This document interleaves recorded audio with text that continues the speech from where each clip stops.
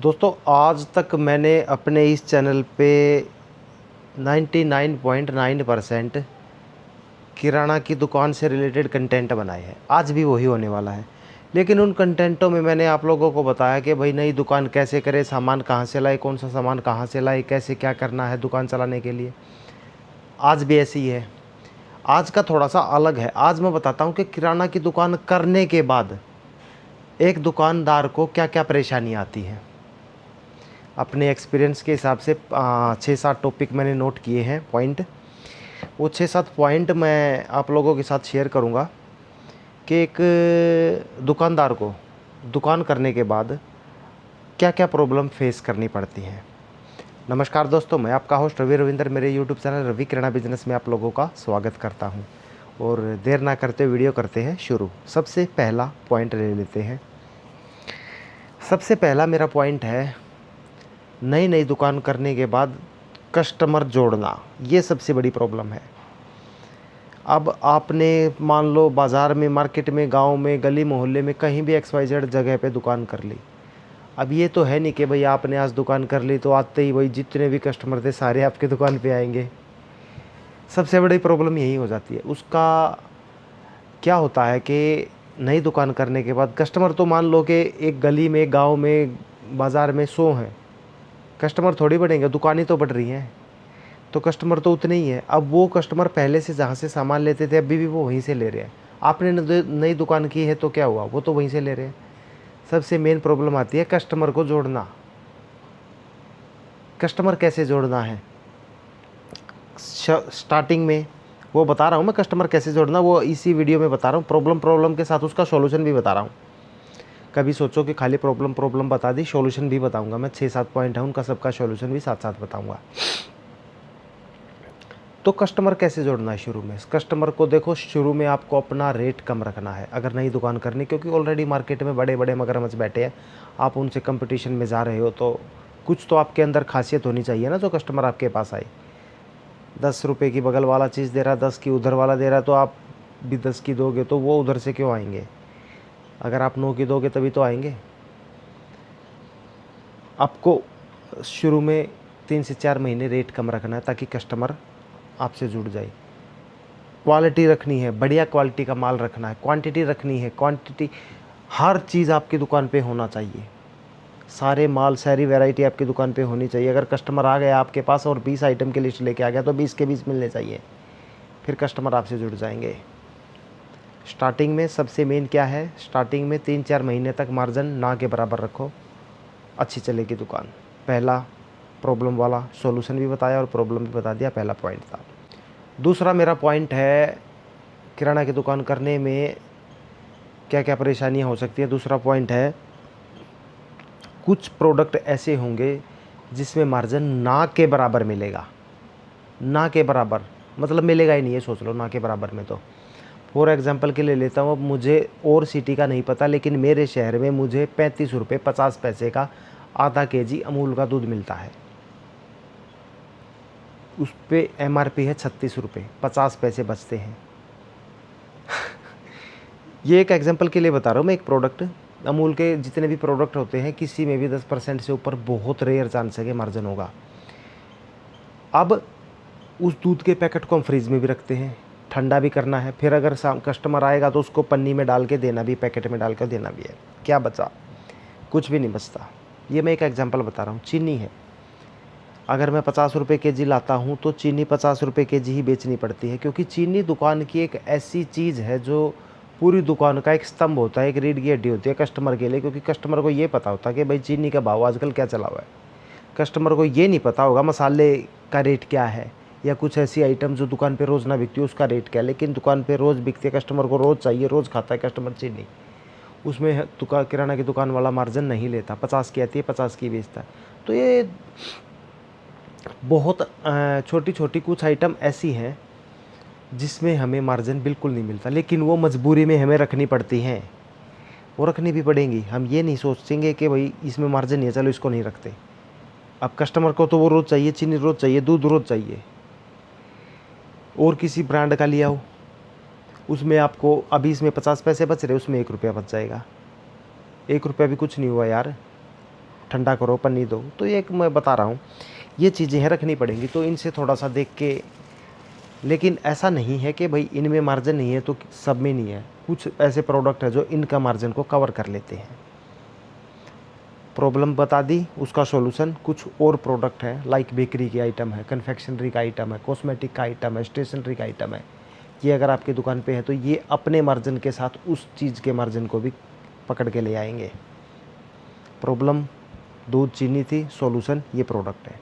दूसरा पॉइंट है। तीसरा मेरा पॉइंट है, किराना की दुकान अगर आप करोगे ना तो आपको सबसे पहले उधार से फेस करना पड़ेगा। उधार एक ऐसी चीज़ है जो किराना की दुकान वाले को, हर किराना के नहीं, हर लाइन में है ये तो। और इसमें से मैं गारंटेड लिख के दे सकता हूँ आप लोगों को, 10% आपकी उधार मरे ही मरेगी, चाहे आप कितने भी चतुर बन जाना, आपकी उधार मरेगी। आप उधार बंद भी नहीं कर सकते, क्योंकि एक कस्टमर है अब 10 दिन आपके पास से रोज़ सामान लेके जा रहा है, 100 रुपये का, 500 रुपये का, 1000 रुपये का, और 11वें दिन आया, अरे यार मैं तो पर्स भूल आया। आप उसको मना थोड़ी कर दोगे, भाई पर्स भूला है तो नहीं, मैं बगैर पैसे के नहीं देता। आपको भी पता है अगर आपने मना कर दिया और वो सच्चाई में पर्स भूल के आया है या कैश नहीं है उसके पास, वो 11वें दिन अगले दिन आपके पास नहीं आएगा। वो सोचेगा यार इतने दिन से मैं इससे पैसे दे के सामान खरीद रहा हूँ तो ठीक था, आज मेरे पास पैसे नहीं है तो दे नहीं रहा। उधार करनी पड़ेगी, लेकिन जेन्युइन बंदे की। अब सॉल्यूशन बता रहा हूँ, जेन्युइन बंदे की करना उधार। जेन्युइन बंदा कैसे, आप लोगों को अपने आप पता चल जाएगा। अगर कॉलोनी में, गांव में दुकान है तो अपने आप पता चल जाएगा कि भाई ये बंदा जेन्युइन। बाज़ार में, मेन मार्केट में दुकान है तो वहाँ पे उधार कम होती है, होती ज़रूर है लेकिन कम होती है। तो जेन्युइन बंदे की उधार करना है, टाइम टू टाइम उधार करना है, हर महीने हिसाब करना है। दूसरा, एक बिलिंग सॉफ्टवेयर रख लो अपने पास, उसमें सिर्फ कस्टमर को ये बताना है, अच्छा सर उधार लेनी है, ये तो इसमें तो कैश ही चढ़ता है। अगर किसी बंदे को नहीं देनी है ना उधार, तब उसको बोलो कि यार मेरे पास तो ये सॉफ्टवेयर लगा हुआ है, इसमें तो मैं एंट्री करूँगा, ये कैश उठाएगा, मैं कैश कैसे जमा कराऊँगा। जिसको नहीं देनी है उसका ही बहाना बनाना है, और जिसको देनी है और उसको बोलना है कि 1 महीने का, तो उसके सामने कंप्यूटर में एंट्री करो, या जो भी आपके पास सॉफ्टवेयर है उसमें बोलो कि सर इसमें ना 1 महीने की उधार चढ़ती है, 1 महीने के बाद ये ऑटोमेटिक आपके पास मैसेज भेजना शुरू कर देगा कि भैया आपने पैसे नहीं दिए। इस तरीके से आपको उससे बचना है। तीसरा पॉइंट है ये उधार का, जो आप लोगों को फेस करना पड़ेगा दुकान करने के बाद। चौथा मेरा पॉइंट है टाइम। ऐसी कोई सी दुकान नहीं है जो इतने लंबे टाइम तक हो। एक सब्जी की और एक ये 2 दुकानें ऐसी हैं जो सबसे लंबे टाइम तक चलेंगी। सुबह 6 बजे खोलना, मतलब लोगों के उठने से पहले खोल देना, और जब लोग सो जाए ना उसके बाद दुकान का शटर डाउन करना, बढ़ानी है। क्योंकि इसमें सारी घर की नीड की ज़रूरत की चीज़ें हैं। कोई आपका संडे मंडे नहीं हो सकता। कोई आपकी शादी है, कहीं जाना, किसी रिश्तेदारी में जाना, कहीं फंक्शन में जाना, सब भूल जाओ, काटा। ये दुकान करने के बाद आप एक दुकानदार रह जाओगे। ज़िंदगी की जो भगवान ने आपको पैदा कर रखा है ज़िंदगी जीने के लिए, उससे आपका कांटा लग जाएगा। ये सोच के दुकान करना, ये मेरा एक पर्सनल ओपिनियन है कि यार अगर आप दुकान कर रहे हो ना, आप ये सोच के ज़रूर करना कि भाई आप जो भगवान ने आपको ज़िंदगी में उतारा है ना, वो कांटा लग जाएगा अगर ये दुकान कर ली तो। किस लिए आए हम? पैसे ही कमाने आए हैं क्या बस? इतनी बड़ी दुनिया बना रखी, संसार है यार, उसको भी देखना है यहाँ वहाँ। जब दुकान कर लोगे, अब बहुत भाई क्या सोचते होंगे, यार नहीं यार कहीं जाना होगा शटर बंद करके चले जाएंगे 1-2 दिन, उसमें क्या, फिर आगे फिर खोल लेंगे। वो भी मैं बताता हूँ अब क्या है उसमें पंगा। आपके अगल बगल में जो दुकानें हैं ना, आपके कस्टमर को तो रोज़ सामान चाहिएगा, आपके जो अगल बगल में है उसके पास जाएंगे कस्टमर। तो ये पैकेट आप बेचते थे 35 रुपये का, आपके बगल वाला बेच देगा 30 रुपये का। आपका कस्टमर बोलेगा कि ये तो 35 का था, अरे आपको 35 का देता था वो तो बड़ा लूटता है, ये तो 30 रुपये का हम बेचते हैं। आपके कितने कस्टमर तोड़ देगा 2 दिन में? फिर आओगे वो दुकान का सत्यानाश हुआ मिलेगा। तो ये मैं डरा नहीं रहा हूँ, ये सच्चाई है। अगर दुकान कर रहे हो तो आपको पूरा टाइम देना पड़ेगा, 15-16 घंटे का टाइम प्लस में 7 डेज़। अगर हफ्ते में 7 दिन है तो 7 के 7 दिन आपको दुकान पे, साल में 365 है तो 365 के 365 आपको दुकान पे देने पड़ेंगे। ये ऐसा धंधा है और इसका सॉल्यूशन कुछ भी नहीं है, कुछ भी सॉल्यूशन नहीं है इसका। एक सॉल्यूशन हो सकता है, अगर आप घर में 2 बंदे हो, किसी फैमिली मेम्बर को बैठा के जाओ तो ही काम चलेगा, अदरवाइज़ इसका कोई सॉल्यूशन ही नहीं है। कोई वर्कर नहीं रख सकते आप, कोई एम्प्लॉय नहीं रख सकते, कैसे रखोगे, किस पे यकीन करोगे? यही है भाई सॉल्यूशन, तो घर वाले को बंदे को बैठा के। चौथा पॉइंट था। पांचवा मेरा पॉइंट है, नई दुकान करने के बाद आपको पांचवी प्रॉब्लम क्या आने वाली है, जो ऑनलाइन है, ई कॉमर्स है, जो ये एप्लीकेशन चली हुई है, और जो आपसे बड़ी दुकानें हैं उनसे कैसे टक्कर लोगे। उनसे टक्कर लेने में आपका हिल जाएगा, दिमाग हिल जाएगा। तो ये भी प्रॉब्लम आपके सामने आने वाली है भाई। जो आप ही के दुकान के सामने एक घर है या कोई दुकान है या कुछ भी है, XYZ आपके मार्केट है, जो फ्लैट टाइप बने हुए हैं वो है, सोसाइटियाँ हैं, वहाँ धड़ल्ले से ऑनलाइन का सामान बिक रहा है, ऑर्डर कर रहे हैं, घर बैठे बैठे ऑनलाइन जा रहा, आप बैठे बैठे देख रहे हो। यार मैं किस लिए दुकान खोल के बैठा हूँ, उससे कंपटीशन करना पड़ेगा आपको। ये भी एक प्रॉब्लम है ना। आप सोचोगे यार मैंने दुकान खोली है और वो सामने वाले तो यार पूरे फ्लैट का फ्लैट तो ऑनलाइन सामान मंगा रहा है, या आपसे कोई बड़ी दुकान है, यार मेरी तो छोटी दुकान है, उसकी तो मेरे से डबल दुकान है, सारा सामान उसकी दुकान से बिक रहा है, फिर कैसे कंपटीशन करोगे। सॉल्यूशन शुरू में ही, अगर आपके एरिया में जितनी भी दुकानें, सबसे बड़ी दुकान करना। दूसरा, ऑनलाइन की टक्कर के लिए आपको एक सॉफ्टवेयर लेना है, या खुद अपने व्हाट्सएप के माध्यम से पूरे जितनी भी आपके एरिया में आदमी हैं सबको कांटेक्ट करो, कोई एप्लीकेशन लो या व्हाट्सएप के माध्यम से उनको एक बंदा रखना पड़ेगा आपको, डिलीवरी कराओ प्रोडक्ट के, भाई आप ऑर्डर करो, मैं प्रोडक्ट आपके डिलीवर कराऊंगा। यही सॉल्यूशन है इसका, और कोई सॉल्यूशन नहीं है। एक बंदा फिर रखना पड़ेगा आपको, एक एम्प्लॉय रखना पड़ेगा डिलीवरी के लिए। इसका तो ये सॉल्यूशन है, और ये प्रॉब्लम आने वाले टाइम में बहुत बड़ी होएगी, क्योंकि कुछ एक एरिए ऐसे हैं, कुछ एक नहीं बहुत एरिया ऐसे हैं जहाँ तक अभी इन ऑनलाइन वालों की पकड़ नहीं पहुँची है। आगे आने वाले टाइम में क्या पता इनका भी बाप आ जाए, होगा वो भी ई कॉमर्स कंपनी कोई, वो भी ऐसे ही आएंगे हम लोगों का बिज़नेस ख़त्म करने के लिए।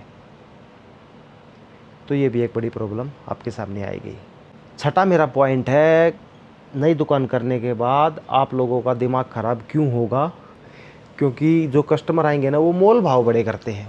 सारे नहीं करते लेकिन कुछ कस्टमर करते हैं। ये मान लो 100 में से 30% कस्टमर मोल भाव करेंगे। यार ये चीज़ तो आप 50 रुपये की दे रहे हो, साइड वाला तो 45 रुपये की थी, पिछली बार आपने 45 की दी थी, चाहे उस टाइम पे पिछली बार भी आपने 50 की दी हो, लेकिन ऐसे ऐसे सिर में दर्द करने वाले बहुत कस्टमर होंगे, उनको आपको अपने तरीके से हैंडल करना है। मोल भाव करने वाले तो आएंगे, नहीं यार ये 20 रुपये का नहीं है, 18 रुपये का है, 15 रुपये का लगा लो। यार ये कोई प्याज टमाटर थोड़ी है इतने का लगा लो। वो किराना की दुकान पे जो आपने रेट बता दिया, रीज़नेबल रेट बताना। ये नहीं कि आप भी कभी 40 वाली चीज़ को 60 बता दो, नहीं, जो रीज़नेबल मार्केट रेट है वो रेट बताना है, और उसी रेट से सामान बिकता है। एक बार आपने कुछ कम कर लिया, समझ लो एक कस्टमर है और आपने कर लिया 50 वाली चीज़ उसको 45 में दे दी, वो नेक्स्ट टाइम पे ऐसे ही करेगा, आपका सरदर्द बना रहेगा। तो शुरू से ही एक ही रेट रखना, सब के लिए एक ही रेट रखना। किसी को इस दुकान में ऐसा है कि कभी ये सोचो कि यार ये मेरा खास है तो मैं इसको 2 रुपये कम दे दूँ, नहीं। मार्जिन ही कितना होता है यार। कॉस्मेटिक, क्रॉकरी, बेकरी, स्टेशनरी, ये कुछ ऐसे आइटम हैं जिनमें मार्जिन होता है। अगर आपकी दुकान में ये आइटम भी हैं तो आपका मान लो 15 से 20% के बीच में आपको मार्जिन मिलता है। इसलिए सबका एक ही रेट रखना आप लोगों को। छठा पॉइंट था। सातवां मेरा पॉइंट है, जैसे किराना की दुकान होती है ना, कोई त्यौहार आ गए, जैसे कोई फेस्टिवल है, अलग अलग त्यौहार है, हिंदुस्तान है, अलग अलग सबके अलग अलग त्यौहार हैं।